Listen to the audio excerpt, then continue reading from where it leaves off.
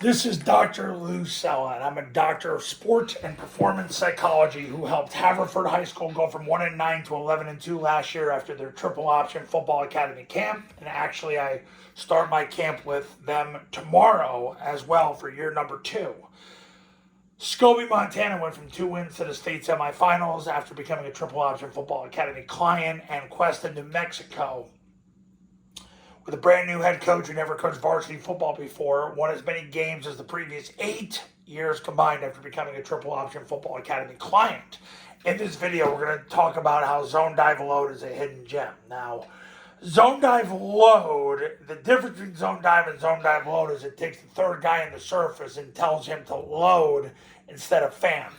Now, Army, before Navy went full-fledged Tim Walz, communist, and to some extent Air Force did this a few years ago. They haven't done this as much in recent years, predominantly because they really want to secure the D-gap player and prevent him from folding back in.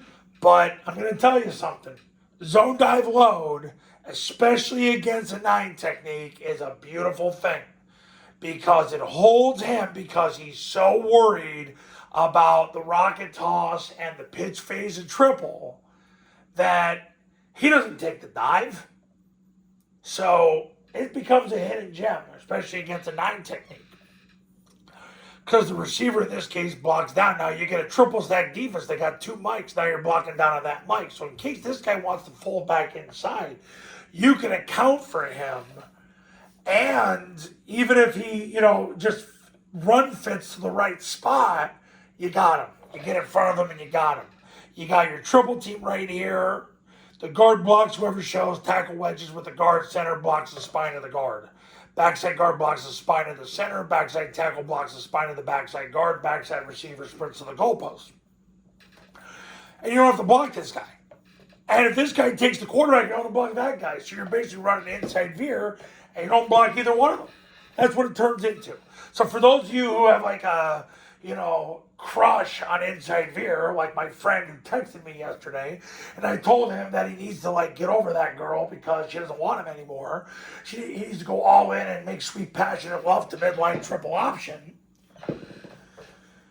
And you need to make sweet, passionate love to midline triple option because Army and Air Force don't run inside veer anymore. And you can go, why, till you're blue in the face. If the millionaires don't do it, why do you? Okay. But you're going to say to yourself, with zone dive load, they're not really doing that anymore either. Yeah, so you can say, you're a hypocrite, Sella. Cool. Zone dive load, what they did was he had him block the mic, form the wedge right here, A-back wedges with the tackle, 2-hand slams whoever shows in his path, and then if nobody shows in his path, he goes second level. Quarterback takes the snap, jumps play side, points the ball. The B sprints through the ball, sprints behind the tackle, then breaks out the tackle's right hip through the middle of the field to the end zone. Quarterback accelerates, carries out the fake, backs in A, leaves at the snap, runs the pitch. Zone dive load's a hidden gem. Way it is. Now, you choose to use it or not use it in 2025. Works great against a 9 technique. I could totally understand if the D-gap player is off the line of scrimmage because you don't want him folding back in on the dive. I get it, but keep in mind too, you got the quarterback going this way and the pitch going that way. Somebody's got to take the quarterback and the pitch. The bottom line, if they're not doing that, it's because you're not running enough mid-triple. Or you're just beating them up so bad with zone dive it doesn't matter. In that case, it doesn't matter anyway. You're going to run them over, you're going to win, you're going to run zone dive 40 times, win 60-0, and you can thank me later. Point of the video, it's a hidden gem. Now, camps are $29.97 to $39.97, depending on your geographical location. You want to do an online camp, all you need is an iPhone and a Bluetooth speaker. We run the same camp we've run the last 16 years. $19.97, that's it. You get the online academy when you do a camp for free. It's included for free. You want to do the online academy by itself, it's $9.97. Call this number to become a client. Go to this website to learn more. I do separate academies and separate camps for 8-man, 9-man, and 11-man football. I'll see you in the next video. Talk soon.